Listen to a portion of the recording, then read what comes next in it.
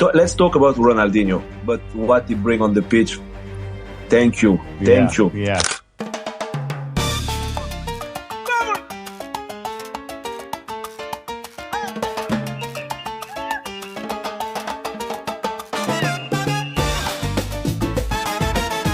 El maestro Ronaldinho. Bayangkan, menjadi seorang pemain Barcelona, mencetak 2 gol di Santiago Bernabeu, dan terdengar seluruh stadion berdiri dan bertepuk tangan untuk Anda. He's won the France Football Ballon d'Or, European Footballer of the Year, effectively makes him World Footballer of the Year. This week. Hal itu hampir tidak pernah terjadi di sepak bola, namun terjadi pada satu pemain, yaitu Ronaldinho. Even as you're playing against him, you still enjoy watching him play, you know. Dia bukan sekedar sportstar biasa, dia bermain sepak bola dengan cara yang membuat seluruh dunia berhenti dan menonton.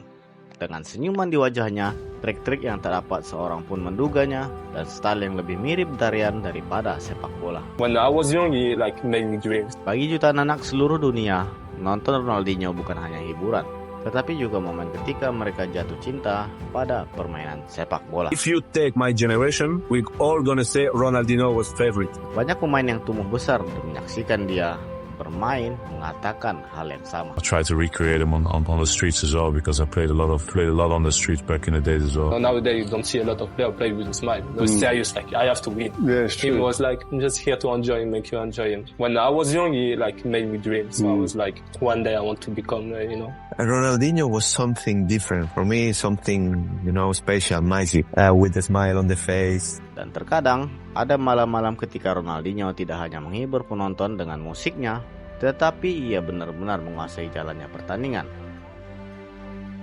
Pada tanggal 9 Maret 2003, Paris Saint-Germain melakukan perjalanan ke kandang Marseille yang merupakan salah satu rivalitas terberat dalam sejarah sepak bola Prancis. Namun malam itu, Ronaldinho mengubah pertandingan menjadi pertunjukannya sendiri.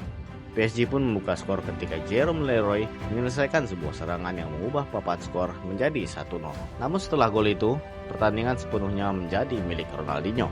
Untuk gol kedua, ia mengambil bola di dekat garis tengah dan melaju kencang menembus pertahanan Marseille. Melewati pemain bertahan dengan lincah, ia dengan lihai melambungkan bola melewati kiper Cédric Carrasco dan menggandakan keunggulan PSG. Kemudian terciptalah gol ketiga. Ronaldinho kembali maju, melewati para bek sekali lagi, mengoceh Carrasco, dan menggulirkan bola ke gawang dari sudut sempit. PSG memenangkan pertandingan dengan skor 3-0. Namun yang diingat bukanlah skornya, melainkan performanya.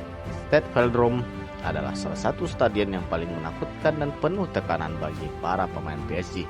Namun malam itu, bahkan penonton Marseille pun terdiam. Itu adalah salah satu momen langka di mana kehebatan seorang pemain lebih kuat daripada persaingan itu sendiri.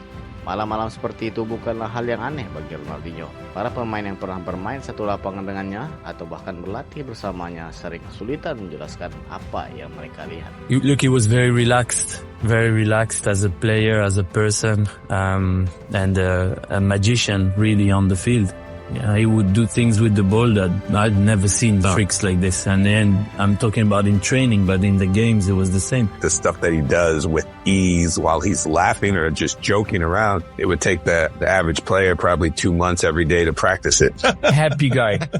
So I told him, I said, "You're my idol, I love you." He said, "Don't worry, we're together now. We're same level. Don't worry. He's the nicest guy ever." So I was like, this was one of the time where I was shocked. I looked at him and said, Ronaldinho came in with his hair, bang, he had the band on, big watch. He came in and I was like, Ronaldinho, bro. Forget all of them in the dressing room. It's Ronaldinho, R10. The guy, the talent in training, in the game, is a different kind, out of the league. Pada awal tahun 2000-an, para pemain di sekitarnya sudah tahu bahwa Ronaldinho berbeda. Tapi pada musim panas 2002, panggungnya menjadi jauh lebih besar. Piala Dunia di Jepang dan Korea Selatan akan memperkenalkan Ronaldinho kepada seluruh dunia. Di perempat final Piala Dunia 2002, Brazil menghadapi Inggris. Skor imbang 1-1 di awal babak kedua.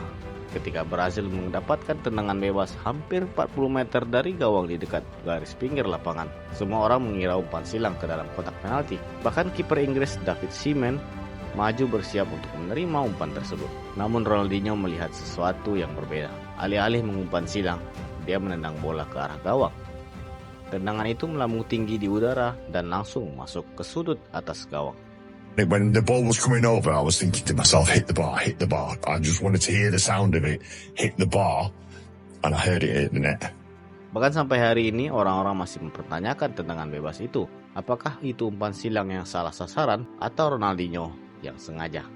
I've seen Ronaldinho play a lot, and I don't think he's capable of mishitting a free kick by that fast. Ronaldinho selalu tersenyum ketika ditanya tentang hal itu.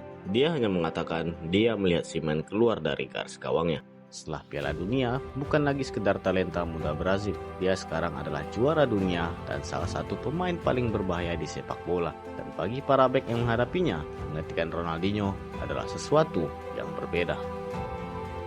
No scherzo, in campo marcarlo era veramente i due giocatori più difficili, no, da affrontare sono sicuramente loro due, anche perché Ronny aveva una fisicità, una velocità e una tecnica che era impressionante. But obviously it was really tough to play against him, you know. It was just fantastic. It's one of those games of when probably at the final whistle you just want to say thank you. He come to the point where he said to you, if you come too much, if you come too press to me too close, be careful. I'm gonna make you you know. I said, nah, what are you talking about? No. But anytime I come close, he did it. For your legs. Yes, and I said, and I have to smash him. Yo creo que ha sido el jugador más mágico que he visto en la historia del fútbol. He visto hacerle cosas que no he visto a lo largo de mi vida en otros jugadores. Para mí es un jugador diferente, el mago, ¿no? Es mágico todo lo que ha hecho, un genio. I think even though we was in battles against them, just float across that turf, left, right. He could do step overs, he could find passes with every part of his foot. He was like a magician in there. If I could choose one player to have played with in my career, it'd be Ronaldinho. You'd have been on the bench. And I'd have been. Oh yeah, listen. I'd have cleaned it. I'd have washed his boots. What a player! I absolutely love him. Players like Messi and that were looking at him like the Messiah. Like he was just like a phenomenal footballer. I mean, Joe, I think you played in this game. I played in this game. He muted the stadium. I've never heard it. Stamford Bridge just went. Everyone went quiet, like gasped. It was like unbelievable. And then this one as well. He's so strong, really. I remember playing against him, and you can't really look. This is John Terry. I think he bounces JT here. Look, he was the complete footballer, but his fire burned brightly and for a short time. Ronaldinho is a player who's got it all. He's got speed, strength, technique, scoring ability. All those ingredients makes him the best that I played with.